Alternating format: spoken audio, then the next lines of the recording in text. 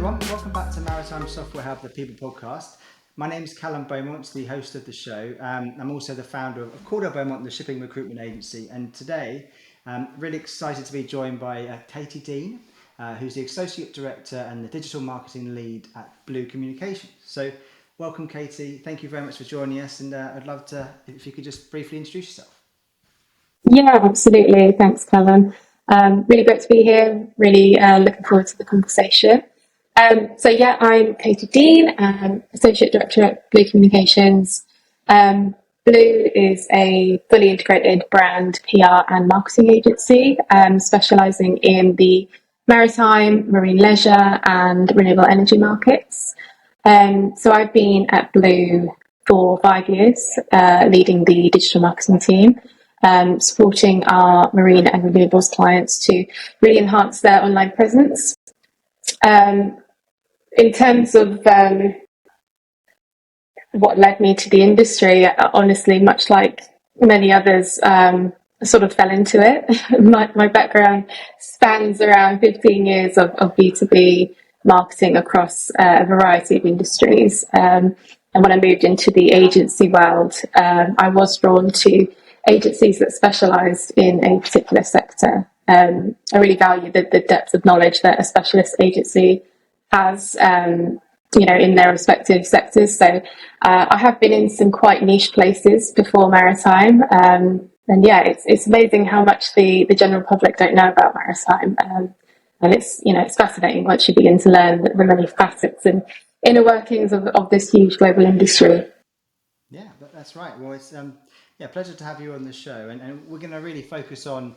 I guess we're kind of heading this up as navigating maritime marketing, and really going to have some get your insights around how ship owners or charterers or technology businesses can go around marketing their solution and things. So I've obviously kind of been in touch with you and Emily and the guys over a couple of years and seen you at a few events, and it just seems like you guys are really prominent in the space, and you collaborating with a number of really exciting businesses. So it's a real treat to have you guys on and to feature Blue. No, pleasure. Good. So why don't you give a quick overview? I know you said obviously about what kind of led you to to shipping, but can you give an overview then of kind of the business, like Blue Communications, and generally how you help your customers? Blue is fully integrated brand, PR and marketing agency. And really, we bring deep industry expertise and global networks and the very best brand, PR and digital marketing and research capabilities as well, creating and running compelling strategies for our clients. Our experience really means that we genuinely understand the issues, the stakeholders, the challenges, and really the opportunities that maritime organisations face. And it really, it enables us to help maritime brands set and meet communications and business objectives as well. So we provide a full suite of services from PR and communications, brand strategy, creative, digital marketing, and insight services, giving brands, seamless support from dedicated experts, working really as an extension of our clients' in-house teams as a partner. We work with some of Maritime's biggest brands, but also startups and scale-ups, and helping to build powerful brands and reputation on a global scale. Yeah, fantastic. And I guess in terms of the companies you're working with, you mentioned obviously you're often an extension of the marketing team and function. So I guess in some circumstances there might be businesses that maybe are starting up, as you mentioned, and that they don't necessarily have a marketing function yet. So would you also collaborate maybe with their founders or other kind of business leaders and go about kind of creating a strategy for how they launch and go to market? That does happen. Typically when we work with startups, it is very much working with the leadership and the founders. And we do work as consultants in terms of setting out the strategy with them and, really leveraging our knowledge and insights and all of our experience into helping them really, go to market in the best way. And it is a bit different with startups, particularly when limited budgets are involved, and there's so many different things that you can do. And a lot of the time, it's a question of where to start. And to be honest, it really is about developing a communication strategy and conducting competitive research, I would say.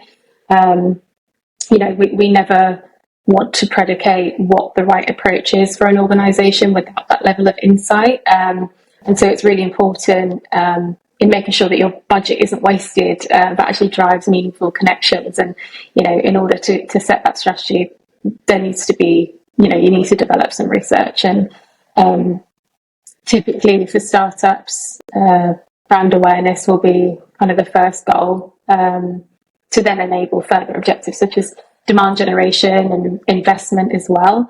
And that starts from the brand up. So developing a brand story and a brand identity that really speaks to your stakeholders will be the best place to start. And then typically, building up from there and getting out in the market. But yeah. Interesting. Okay. So I guess this probably links to what you just said about having a story, but are there any kind of like typical ways you see where businesses can try and differentiate themselves from perhaps what is becoming a relatively crowded place in the maritime tech space? Yeah, that's a great question. We are seeing more and more maritime technology organisations in the market. It's a really competitive space at the moment, so standing out is really important. I will speak from a communications and marketing perspective, of course. So I would say that the first and possibly most important thing is understanding the competitive landscape. Knowing how similar organisations communicate and differentiate is really important to standing out and, carving space to reach the right stakeholders for your organisation in an impactful way as well. So we always recommend conducting competitive research before deciding on a strategy. But the second thing, again, I know I've just referenced this, but developing a distinct visual and brand identity and narrative that really represents your value proposition based on actual evidence, so that it really resonates with your audiences and brings your purpose to life, is really important. And then mastering the right channels. So where are your stakeholders? How can you connect with them in an impactful way?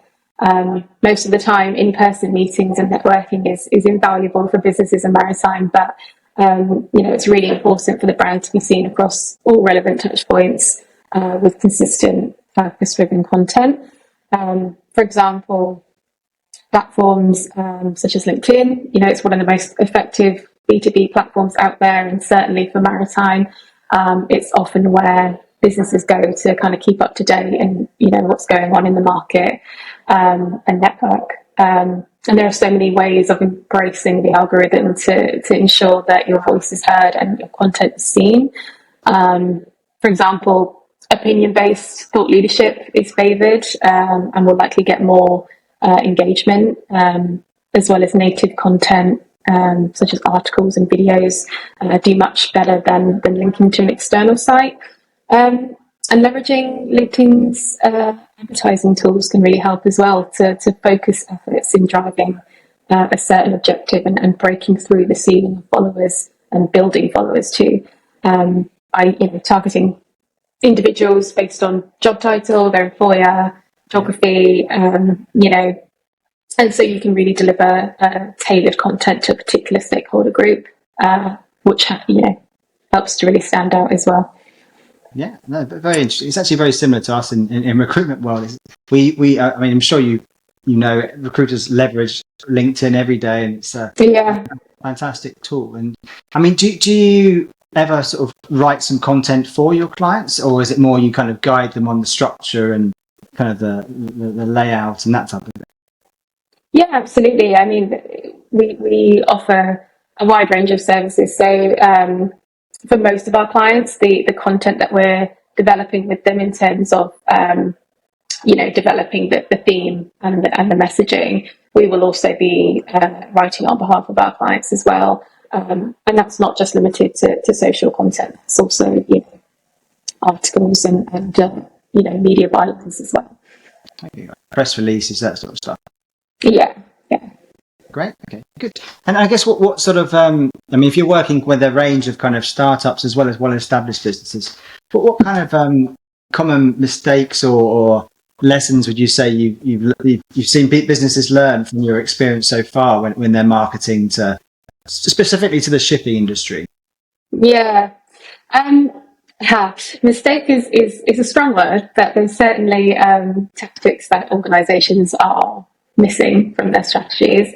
And actually, I'd say one of the biggest mistakes is to not have a robust strategy in place that is based on evidence. So, just blindly posting on social media, sending out press releases and booking a stand at all possible exhibitions and conferences probably won't deliver the results you're looking for. Touching on what I've just mentioned about, understanding how competitors communicate.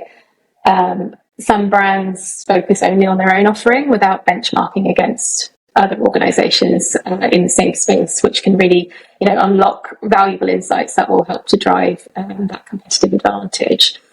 And then that research will then aid, building the strategy, which should be developed with objectives in mind, a stakeholder map, so identifying the stakeholders you need to reach and influence, marketing channel identification, and core messages that can be used and tailored to underpin all content across all channels for the identified stakeholders.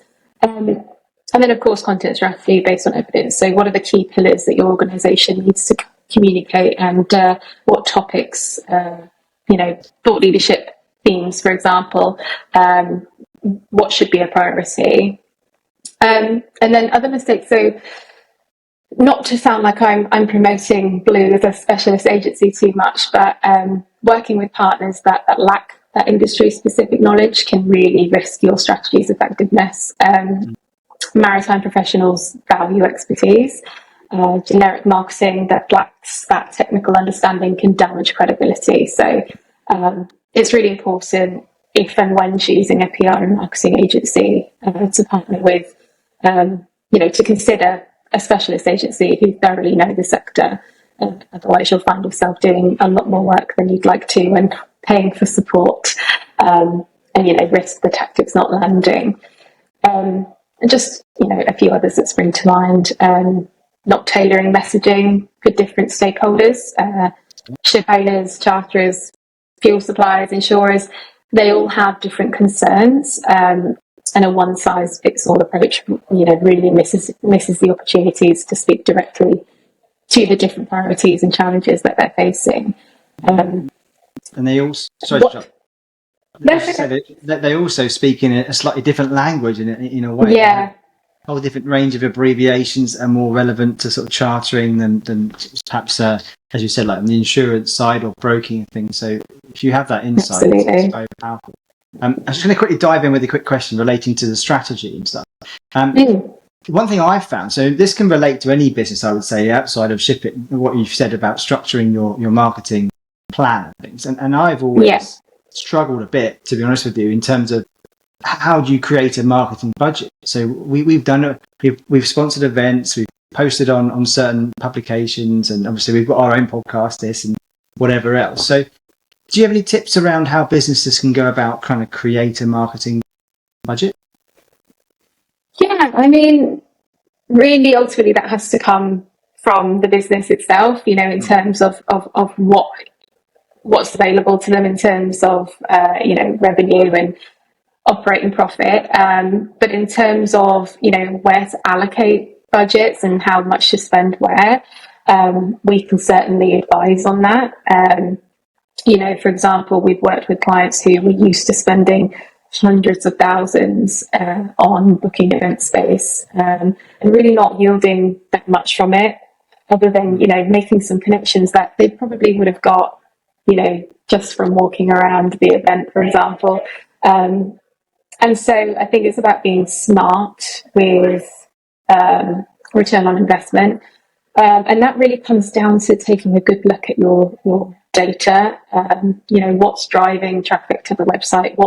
What's generating leads? Where are you making the most impact? And how can you kind of fine tune the spend to really make a difference in terms of return on investment. But building a marketing budget it really depends on what you have available and where you want to focus. It comes down to the objectives ultimately. Yeah, no, that's fair, and thank you very much. So, yeah, I've struggled that with myself, as I said, just to try and assess the ROI, and without someone kind of guiding the strategy behind it or monitoring things, costs can easily spiral. Absolutely, yeah. Okay, cool. So if we move on a little bit, then, so I mean, one of the things I always kind of go on about is having kind of, that's a good ethics and trust and transparency in shipping, and it's really, really prominent because it's such a small network that lots of people know each other, or they will get to know you in time at some sort of way or another. So with your communications and how you kind of, I guess either through PR or like just general comms with shipping companies, how do you help businesses build that credibility? Perhaps if they're relatively new, or if they need to reshape their employer brand or their brand image. Is there anything you do to guide on that? Yeah, definitely. Earned media and PR is incredibly important in driving brand credibility. It creates a non-biased voice from a third-party source. So one of the key things we do to support clients with building brand trust is through PR, both traditional and digital PR. An extensive network of journalists and media outlets, including influential international, mainstream and trade channels across business, maritime, energy, investment, insurance, technology, really view our client base as a valuable news resource, and we leverage this to secure high quality news and editorial coverage. And digital PR also helps, to build credibility in a different way. It's the same concept in terms of building authority via a third-party brand association. But it's also the type of messaging and content that's created from earned media and digital PR as well. So, demonstrating expertise through insights, walking the talk, showing tangible evidence of a solution will really help to build, trust in what you're doing. Okay, that makes sense. And I guess the role of marketing and digital marketing and shipping, how do you see it evolving kind of going forward in the next few years or so? Well, historically, the maritime industry has really lagged behind other sectors in digital marketing. But that is changing. We've seen a huge uplift in maritime organisations hiring digital marketing professionals and also incorporating digital marketing as a core part of their comms strategy. Digital marketing is always evolving, but specifically to this industry, I think the next 5 years we'll see more personalisation, better use of AI and data utilisation, as well as more storytelling and true thought leadership. We couldn't possibly talk about marketing trends and the future of marketing without mentioning AI. It's starting to become embedded in every tool available to us, from predictive analytics, helping to optimize and personalize campaigns, to the way that search engines are used. It's no longer about ranking in the first page of Google for a keyword anymore. It's about developing content that is aligned with search intent and getting in the AI overview snippet at the top of the page. And then even AI tools to help you write social posts directly on the platforms now as well. But while these tools should be embraced and can be really, really helpful, it's your industry expertise that will create impactful campaigns. So combining those data-driven insights with industry knowledge is really key. And on the subject of data, we are seeing more organisations in the sector taking customer data more seriously and starting to use it, for more sophisticated marketing as well. We can't rely on third-party data the way you used to, and so building up contact lists of those who are genuinely interested in your brand, and leveraging CRM tools will be really important over the next few years. We're being asked to support with digital lead generation campaigns more than ever before. And I think that comes from the rise of maritime technology brands with a more tangible sales and marketing funnel, but also the need to build up contact lists for a more tailored and personalised approach to marketing. And non-personalisation, as I mentioned earlier, a one-size-fits-all approach just doesn't have the desired impact. And so I think we'll see more hyper-focused campaigns targeting, smaller groups of stakeholders with really tailored messaging and content that really speaks to their needs. Yeah, that makes sense. And on your point around data, so even from the hiring perspective, we're seeing a number of technology companies say that we'd love to, for example, hire a customer success manager or an account manager, and say for a software platform, and they really want to see people now that have slightly better data analysis skills, that are able to kind of like almost create reports and show their customers that this is the value of our, I don't know, it might be like an emission monitoring platform or something. Like, we created this platform, this just shows you the value, and this is I think where a lot of companies are struggling in the way that they might be hiring kind of out and out salespeople, but they're missing that kind of data insights to translate that value to the customer. And I think that will happen more and more now. So we're adding that into our, whenever we're searching for candidates, we always try and dig a bit deeper into people with strong data analysis skills where possible. I think that links into what you're saying. So cool. Okay. Absolutely, yeah. So I guess, I mean, you might have touched it already, but I guess if there's a company with relatively limited kind of marketing budget and maybe all resources in general, and they're starting up also, what would you recommend are their kind of first sort of steps as they kind of grow and start rolling out a marketing plan? I probably have touched on it, and I'm probably really banging the drum on this one now, but efforts should be placed in developing a communication strategy and conducting that competitive research. I really, I don't think that you could genuinely make an impact if you're kind of just going out there and trying all different things. I think you need to develop that research and figure out what works for your brand, especially if you have limited budgets. You need to make sure that what you're spending is working for you, and that all comes down to really analysing performance and optimising campaigns to get the most out of them. Which is something we do for our clients on a regular basis, is making sure that they are getting the kind of maximum return on their investment, and that doesn't just cover paid marketing. It's for everything. How much resource do you want to allocate to certain aspects of your marketing based on what you're getting out of it? And some things are less tangible. You can't always measure brand awareness or kind of perception, but you can measure things like website traffic and social engagement. And so, when you have a limited budget, it's just about working out what is having the most impact in terms of meeting your business objectives. That's interesting. Okay, cool. All right, now, thank you very much. So I think, is there anything else you'd like to share along the lines of the marketing in maritime and the main topic, or are you okay if we move on to discuss your background a bit more? No, I'm happy to move on. I think, it's such an interesting industry, and things are really changing with, not just with marketing, but just in general. We're in the energy transition, and there are so many new challenges coming up at the moment, and I think everyone is paying closer attention to what's going on in the market. And I think the more that is leveraged, and the more you can demonstrate your expertise on certain challenges, the more you can kind of be seen and heard and build that trust.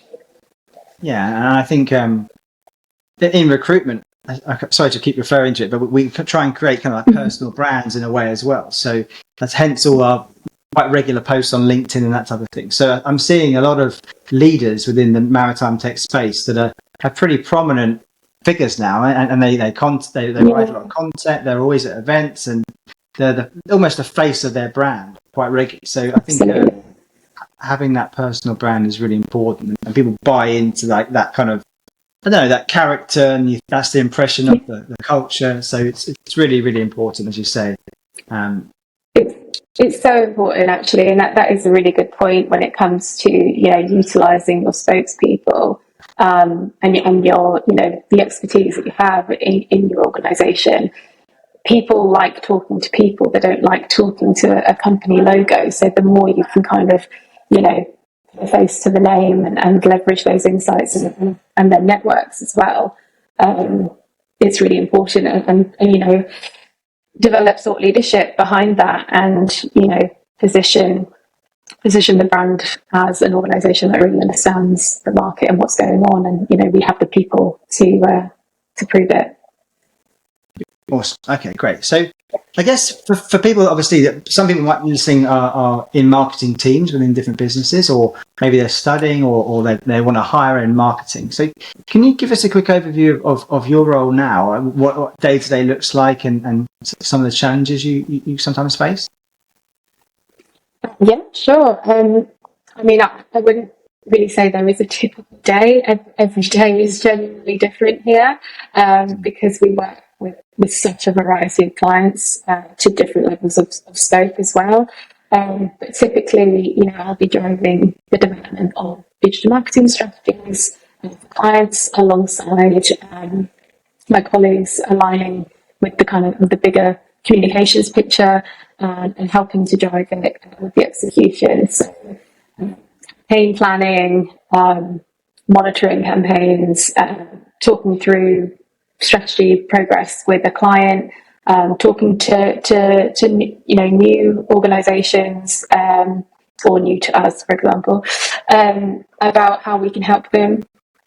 And we work very closely in teams, in client teams, so that we deliver a genuinely integrated service. So the digital marketing team will work with the professionals, who will work with the creative team, who will work with the brand team. So we're all kind of driving to achieve the same thing. And so that all happens in a variety of different ways on a daily basis. And what kind of skills or traits do you think are needed to be successful in digital marketing? Keeping an eye for detail. Monitoring campaigns is so important. You can't just set up a campaign and let it run and then report on it. You need to be watching it all the time, optimizing it, looking for ways to improve what you're getting out of it. So I think, it's that attention to detail. It's the skills of, being able to understand and bring context to what, performance metrics are telling us. And, having the skills to kind of work across so many different platforms that all work very differently. And also to be flexible and fluid, because it's constantly changing. The trends may stay around for a little while, but the way that we use the internet and digital platforms is always changing, and you have to be really on the ball to make sure that you're getting the most out of it. All right. Awesome. Well, thank you very much. I think our listeners will find that extremely valuable. And before I let you go, I always like to learn a bit more about people, what they do outside of work and that type of thing. So is there anything you could share in terms of, like, I don't know, a bit about yourself, hobbies, lifestyle, that type of thing? Yeah, sure. Well, I'm a busy mum of two young boys, so they keep me very occupied when I'm not working. But when I do get time to myself, spare time, it's a bit of a rarity for me. But when I do, I love to read. I'm a big reader, very passionate about the fantasy genre. I love to cook as well, so a bit of a homebody. Cool. Yeah. How old are your kids? 8 and 6. Oh wow, okay, yeah. Well, very similar. We have a 7-year-old and a 4-year-old, 2 boys, so it's full Yeah, on. 2 boys. Absolutely, they never stop. Good. All right, Katie. Well, thank you so much for coming on the show. And obviously, if anyone wants to reach out to Blue and the team and learn more about the business and perhaps talk about some of their marketing kind of needs, what's the best way for them to do so? Yeah, so you can find myself and my colleagues on LinkedIn, or you can follow our company page, Blue Comms, and you can also find more information about our services, examples of our work, and more information about our team on our website, which is blue-comms.com. Awesome. Great. Well, I'll add all the tags and everything in the show notes. But yeah, I think unless there's anything else you'd like to add, I'd love to wrap up. And yeah, thank you again for your time and also everyone for tuning in. No, thank you so much, Callum. It's been really wonderful to talk to you. Thank you. You're welcome. No problem. I'll speak to you soon. Okay.